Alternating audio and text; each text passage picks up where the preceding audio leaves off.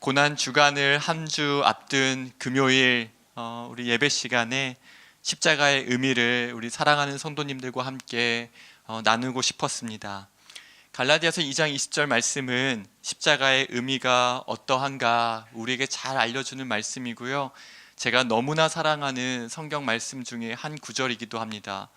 예전에 제가 사용하는 볼펜에 이렇게 제 이름의 이니셜이나 문구를 이렇게 각인으로 새길 수 있는 그러한 때가 있었어요. 그때 조금도 머뭇거리지 않고 갈라디아서 2장 20절이라고 적어 놓을 만큼 저에게는 너무나 중요한 말씀이고 우리 모두에게 특별한 은혜를 주실 줄로 믿습니다. 또 지난주에 지명이라는 제목으로 우리 말씀을 나누면서 우리 예배 가운데 이러한 소망이 있었거든요. 이 예배의 자리가 그냥 1시간 왔다 갔다 이렇게 습관적으로 반복해서 모이고 흩어지고 하는 자리가 아니라 십자가 앞에서 은혜의 자리에서 또 이 예배의 자리에서 우리의 호흡이 맞춰지는 그날까지 주님께서 우리에게 생명을 주시는 그날까지 붙들어야 되는 사명을 발견하는 시간이 되었으면 좋겠습니다 라고 우리 함께 나누었는데, 오늘 이 말씀이 십자가 앞에서 우리의 사명이 무엇인가 발견하는 시간이 될 줄로 믿습니다. 오늘 말씀은 이렇게 시작하죠. 내가 이렇게 시작합니다. 오늘 말씀은 내가 그리스도와 함께. 우리 성경은 나라는 이 개인보다 항상 우리 공동체를 강조합니다. 예수님께서 우리에게 가르쳐 주신 주의 기도에서도 너희는 이렇게 기도하라 기도를 알려주시면서 하늘에 계신 우리 아버지여 이렇게 우리를 강조하거든요. 그런데 유독 이 갈라디아서 2장 20절 말씀은 내가 라는 단어로 시작해요. 이 단어가 우리에게 주는 의미가 있는 줄로 믿습니다. 십자가의 은혜는 다른 사람에게서 전해 듣거나 십자가의 관객으로 그 은혜를 구경하는 것이 아니라 바로 내가 하나님 앞에서 단독자로서 이 은혜를 누려야 되는 줄로 믿습니다. 그래서 오늘도 그냥 전해 듣는 은혜, 누군가가 이야기해 주는 은혜가 아니라 내가 하나님 앞에서 이 십자가의 은혜를 풍성하게 누릴 수 있기를 간절히 소망합니다. 우리는 이 내가라는 단어와 함께라는 단어 사이에 각자의 단어를 넣으며 살아갑니다. 내가 돈과 함께, 내가 명예와 함께, 내가 지식과 함께, 내가 나의 꿈과 함께. 우리 사랑하는 성도님들께서는 무엇과 함께 하고 계십니까? 성경이 우리에게 알려주는 진리는 내가 그리스도와 함께 그리고 십자가에서 죽었다라는 것입니다. 예수 그리스도께서 나를 사랑하사 나를 위하여 십자가에서 죽으셨음을 우리가 모두 믿음으로 고백하는데, 성경은 이 죽음이 예수 그리스도 한 분의 죽음이 아니요 우리도 나도 예수 그리스도와 함께 십자가에 못 박혔음을 알려줍니다. 그렇다면 여러분, 십자가에서 죽은 나는 누구입니까? 십자가에서 죽은 나는 죄를 지을 수밖에 없는 죄의 종노릇하던 나요, 하나님의 영광에 이룰 수 없는 나요, 하나님을 알려고 하지 않았던 그분을 대적하던 옛 자요, 죄를 친구 삼아 내가 즐기던 모든 세상의 것들이요, 여전히 죽지 않고 고개를 꼿꼿이 들던 우리의 교만함과 나의 공로와 의를 앞세우던 나의 모든 의가 이 십자가에서 함께 못 박혔는 줄로 믿습니다. 디도서 3장 3절은 예수 그리스도와 함께 십자가에 못 박힌 우리를 이렇게 이야기합니다. 어리석은 자요, 순종하지 아니한 자요, 속은 자요, 여러 가지 정욕과 향락에 종노릇한 자요, 악독과 투기를 일삼은 자요, 가증스러운 자요, 피차 미워한 자였다. 이 모든 우리의 옛자가 십자가에서 예수 그리스도와 함께 이미 못 박혔고 죽은 줄로 믿습니다. 갈라디아서 5장 24절은 그래서 그리스도 예수의 사람들은, 우리는 육체와 함께 그 정욕과 탐심을 십자가에 못 박은 존재다라고 알려줍니다. 십자가에 못 박힌 정욕과 탐심은 무엇입니까? 요한일서 2장 16절은 육신의 정욕도 못 박혔고 안목의 정욕도 못 박혔고 이생의 자랑도 못 박혔다라고 알려줍니다.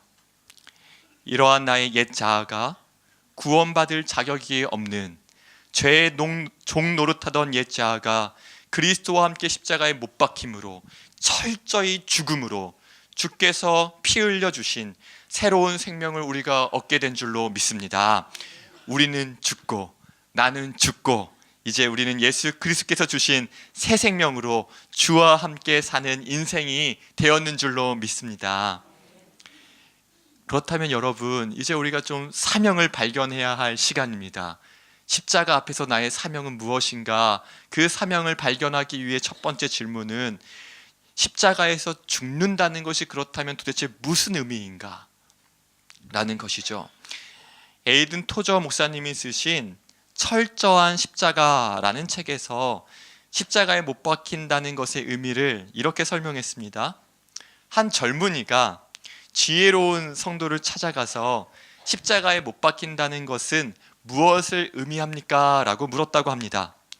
그러자 그 지혜로운 성도는 이렇게 대답합니다. 그것은 세 가지를 의미하네. 우선 십자가에 못 박힌 사람은 한쪽 방향밖에 볼 수 없지. 이 말의 뜻은 무엇입니까? 뒤에서 무슨 소리가 들린다 할지라도 십자가에 달린 사람은 몸을 돌이켜 뒤를 볼 수 없다는 것입니다. 십자가에 못 박혔던 것들은 이전에 나를 즐겁게 하는 것이요 세상의 낙과 자랑거리였으나 이제 우리는 뒤를 볼 수 없다라는 의미겠지요. 우리는 십자가에 못 박히신 주와 오직 한 방향을 함께 바라보게 됩니다. 주님이 사랑하시는 세상과 이웃과 영혼을 주님의 마음으로 바라보게 되는 줄로 믿습니다. 지혜로운 성도는 계속해서 이야기합니다. 젊은이, 십자가에 달린 사람이 할 수 없는 것이 또 있는데 그것은 자기가 있었던 곳으로 다시 돌아가는 것이라네 라고 말했습니다. 그렇습니다. 십자가에 못 박힌 사람은 십자가 이전의 삶과 영영 작별 인사를 해야 하는 것입니다. 다 작별 인사 하셨죠? 왜냐하면 십자가에 못 박힌 이후로 우리는 이전의 삶으로 다시 돌아갈 수 없기 때문입니다. 그래서 성경은 십자가에 못 박힌 예수의 사람들을 향하여 보라, 이전 것은 지나갔으니 새 것이 되었도다 라고 외치고 있지 않습니까? 지혜로운 성도의 마지막 대답은 이것이었습니다. 젊은이, 십자가에 못 박힌 사람이 가질 수 없는 또 다른 것은 자기 자신의 계획이라네. 십자가에 못 박혀 죽은 사람은 십자가에서 죽기 직전까지 생각했던 나의 모든 계획이 십자가의 죽음으로써 무효가 되어버립니다. 그리고 그 계획에 대한 결정권은 이제 다른 사람의 손, 우리의 구주 되시는 주인 되시는 예수 그리스도의 손에 넘어갑니다. 이전에 옛 자아는 생각할 수 없었던 아름답고 놀라운 주님의 계획과 뜻을 품게 되는 것이죠. 이 세 가지 설명이 모두 다 참 일리 있는 것 같습니다. 십자가에 못 박힌 사람은 나는 이제 뒤를 돌아볼 수 없습니다. 오직 주와 같은 방향을 바라보는 사명을 받은 줄로 믿습니다. 십자가 이전의 삶으로 돌아갈 수 없습니다. 나의 계획, 내가 붙들었던 모든 것을 무효화시켜버리고 이제는 우리의 구주 되시는 예수 그리스도의 손에 붙들려 그분이 주시는, 그분이 보여주시는 길과 사명과 계획과 뜻에 순종하면서 내가 이해할 수 없을지라도, 나의 경험과 다를지라도, 나의 감정이 동의하지 않을지라도 주님이 보여주시는 길로 걸어가는 것이 예수 그리스도와 함께 십자가에 못 박힌 우리의 사명인 줄로 믿습니다. 토저 목사님은 이어서 이렇게 이야기합니다. 십자가는 그리스도의 생명을 끝냈을 뿐만 아니라 그분의 모든 진정한 추종자들의 첫 번째 생명, 즉 옛 생명을 끝낸다. 십자가는 신자의 삶 속에 있는 옛 본성, 다시 말해 아담의 본성을 멸하여 끝낸다.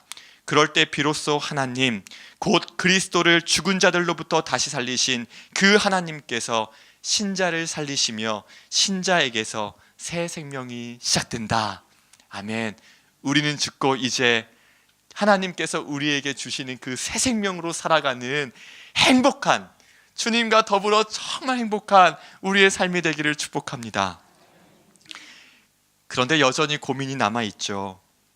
오늘 말씀에서 우리가 확인한 것처럼 내가 그리스도와 함께 십자가에 못 박혀 죽은 것을 우리가 같은 믿음으로 고백하지만 여전히 순간순간 치밀어 올라오는 화와 고개를 자꾸 드는 내 자아와 우리 연약함의 문제는 어떻게 해결할 수 있을까요?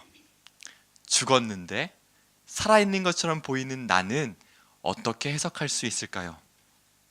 첫째로요, 진짜 나를 죽이는 것이 쉽지 않다고 느껴질 때가 분명히 있습니다.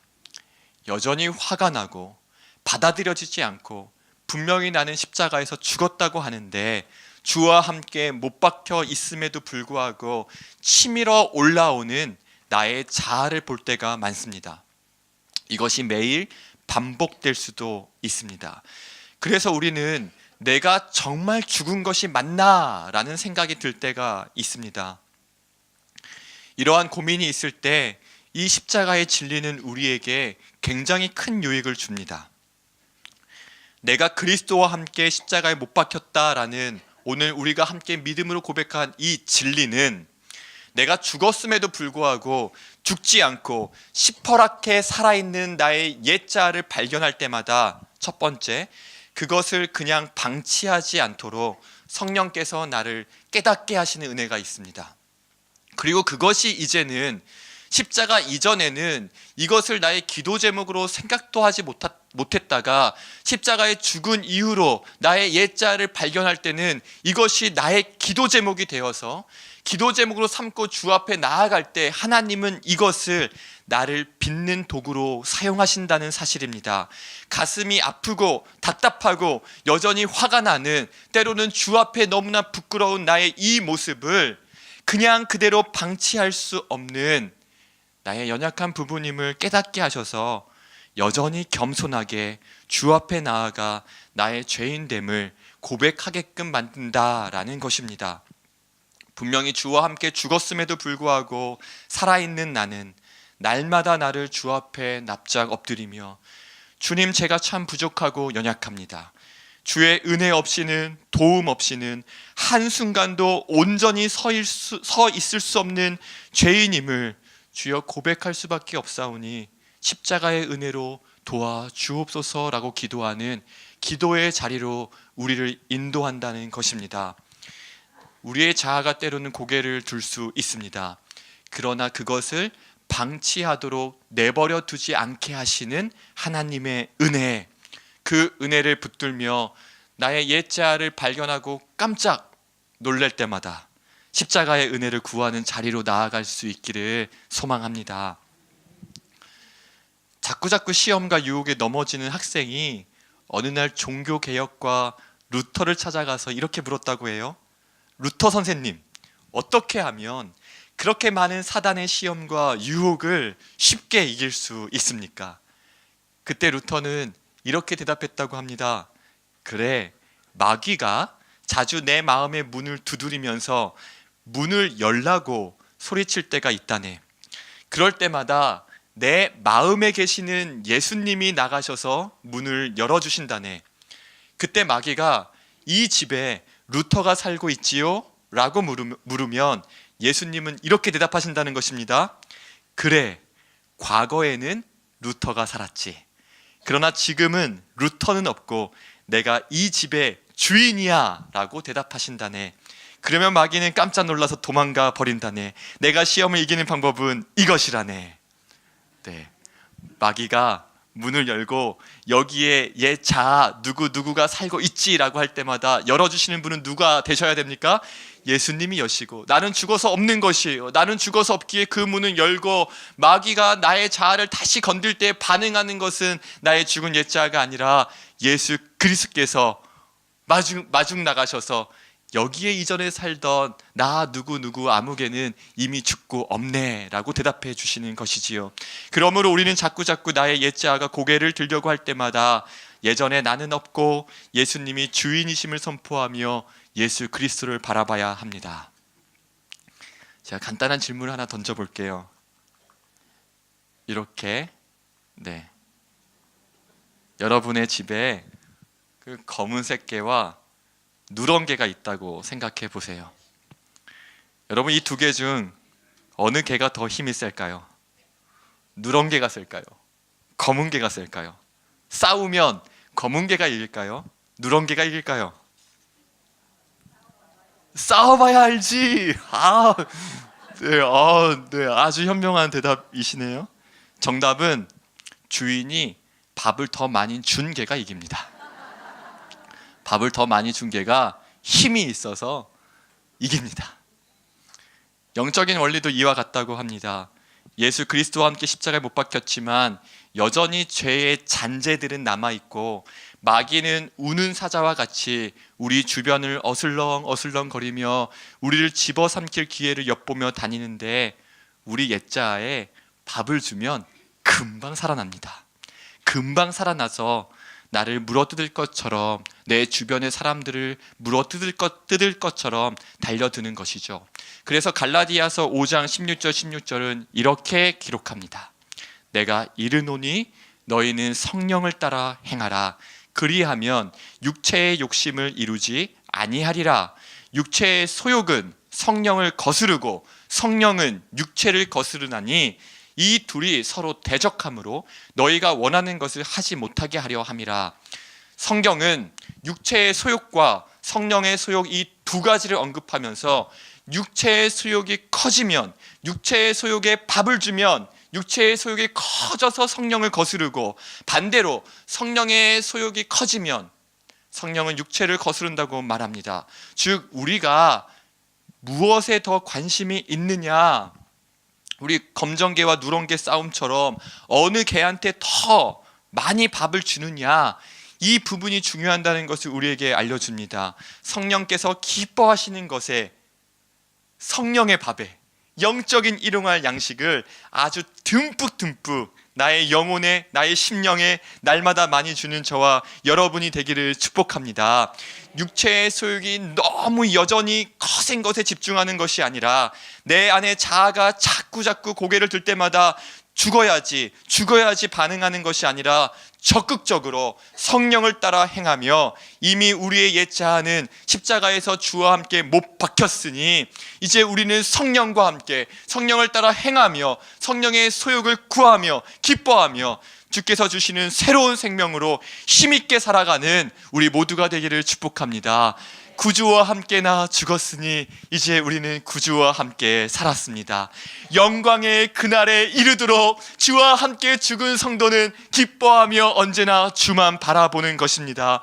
언제나 주는 날 사랑하사 언제나 우리에게 새 생명을 주시나니, 영광의 그날에 이르도록 이미 십자가에서 죽은 나의 옛자아 다시 꺼내는 것이 아니라 주와 함께, 주와 더불어 언제나 주만 바라보는 우리의 삶이 되기를 축복합니다.